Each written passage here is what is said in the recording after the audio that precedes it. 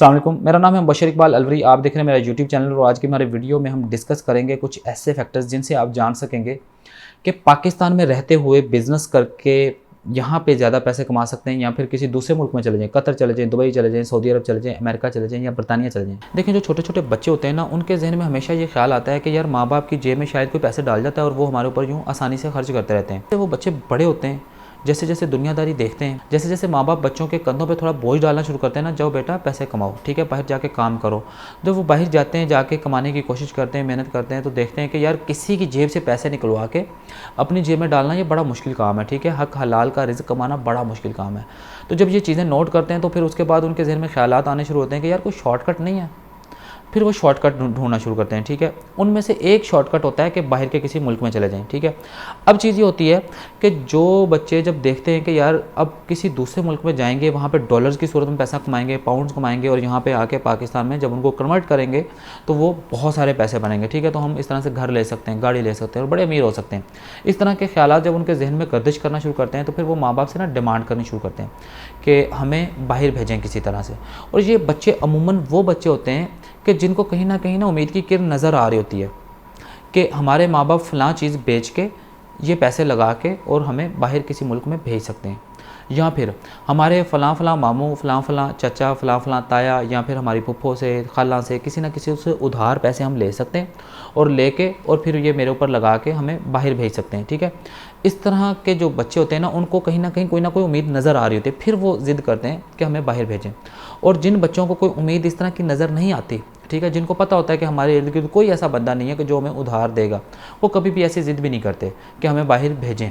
माँ बाप जैसे तैसे करके कुछ पैसे इकट्ठे करके बच्चे को बाहर भेजते हैं और पता चलता है कि कुछ 6 महीने बाद, साल बाद बच्चा वहाँ पे नाकाम होके पाकिस्तान वापस आ गया, ठीक है। अब मसला यहाँ पे आता है कि यार उस बच्चे को कोई ज़रा सा मलाल नहीं होता, ज़रा सी परेशानी नहीं होती कि यार मैं इतने पैसे ज़ाया करके आया हूँ। यहाँ पे आके फिर वो ऊट पटांग हरकतें कर रहा होता है, यहाँ पे फिर वो कह रहा होता है मुझे ये बिज़नेस कर दें, मुझे ये कारोबार कर दें। पहले आपने बात मानी है तो दोबारा भी आपको माननी पड़ती है और इस तरह से वो हमेशा फेलियर रहता है, बार बार मुसलसल नाकाम होता रहता है, ठीक है। उसको आदत पड़ जाती है कि मेरे ऊपर कोई पैसे लगाए मैं बिज़नेस करूँ, मेरे ऊपर पैसे लगाए फिर मैं बिज़नेस करूँ, इसी तरह से उसका ये सर्कल चलता रहता है।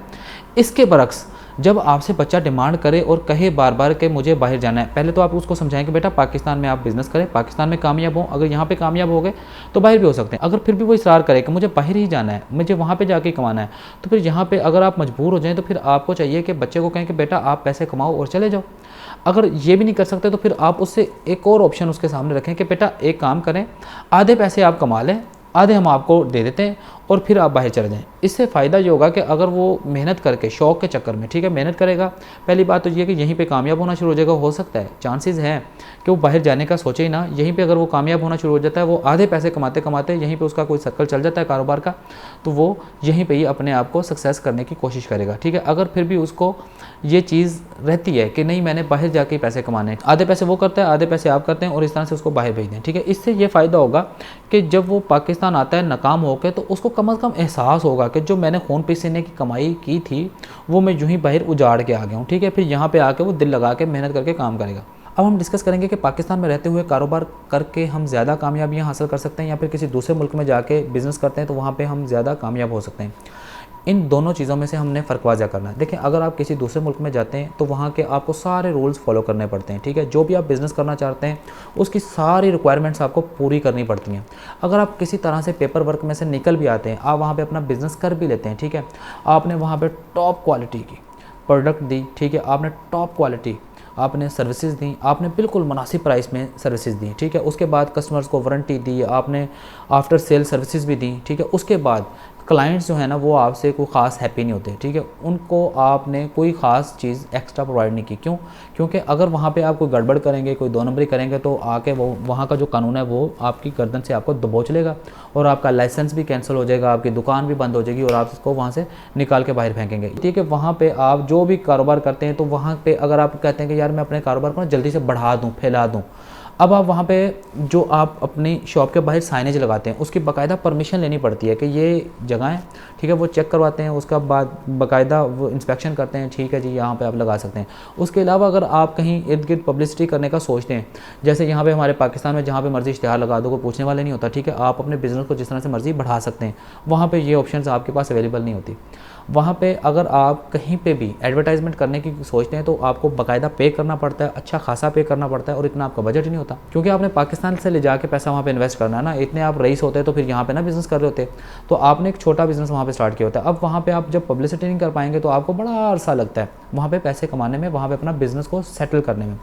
अब उसकी निस्बत अगर आप पाकिस्तान में बिज़नेस करते हैं, अब यही टॉप क्वालिटी प्रोडक्ट्स जो आप बाहर जाके सेल करते हैं, ठीक है, दूसरे कंट्रीज़ में, और एक अच्छा इंसान बन के, अगर वही अच्छे इंसान बन के फ़र्ज़ करें पाकिस्तान में बिज़नेस करते हैं, टॉप क्वालिटी प्रोडक्ट्स सेल करते हैं, ठीक है, टॉप सर्विसेज क्लाइंट्स को प्रोवाइड करते हैं, उसके बाद बिल्कुल मुनासिब प्राइस रखते हैं, और उसके बाद आफ्टर सेल सर्विसेज पे आप कोई कंप्रोमाइज़ नहीं करते।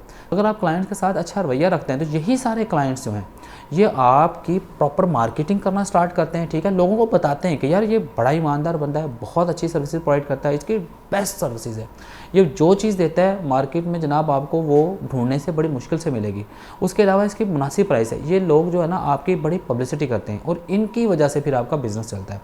अपनी जो प्रोडक्ट्स की पब्लिसिटी करनी होती है ना, ये होती है लैदा चीज़। मैं ये कहता हूँ कि प्रोडक्ट्स की पब्लिसिटी करने के बजाय आप एक ईमानदार इंसान बने, एक अच्छे इंसान बने, और फिर अपनी अच्छाई की पब्लिसिटी करें, ठीक है, लोगों को पता हो कि यार ये जो बंदा है ना, ये बंदा बड़ा कमाल का है, ठीक है। आपके पास आने के लिए लोग दूर से सफ़र करें और आपके पास आएँ, फिर आके शॉपिंग करें, रास्ते में जितनी भी दुकानें हों उनको छोड़ दें, ठीक है। तो ये जो चीज़ होती है ना, ये बिज़नेस के लिए बहुत अहम होती है।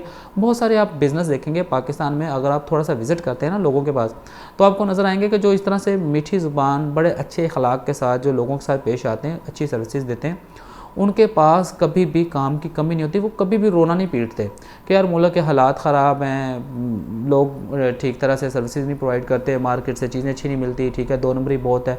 इस तरह की बातें करते हुए आपको वो बंदे कभी नहीं नज़र आएंगे जो बंदे खुशहाली से कस्टमर का इस्तकबाल करते हैं, जो बड़े अच्छे तरीके से कस्टमर्स की केयर करते हैं, ठीक है, कस्टमर को रिस्पेक्ट देते हैं, कस्टमर्स की बात को सुनते हैं। ये सारी जो चीज़ें हैं ना, ये बेसिकली आप वहाँ पे जाके अप्लाई करते हैं दूसरे मुल्कों में। अगर यही आप अगर पाकिस्तान में अप्लाई करें ना, तो यकीन जाने कि पाकिस्तान का हर बंदा, हर बिजनेसमैन खुशहाल हो जाएगा। यहाँ पे आपको सबसे जो बड़ा बेनिफिट है ना, कि आप वहाँ पे जाके आप अपना साइनेज भी लगाते हैं ना, साइन बोर्ड लगाते हैं, उसकी भी इजाज़त लेनी पड़ती है, बाहर कोई पब्लिसिटी नहीं कर सकते। मगर पाकिस्तान में आप अपना साइन बोर्ड जितना मर्जी बड़ा लगाएं, जितना मर्जी नुमाएं लगाएं, कोई पूछता नहीं है। अगर आप कोई इस तरह के एरियाज़ में रह रहे हैं तो वहाँ पे आप खुल के पब्लिसिटी कर सकते हैं, ठीक है।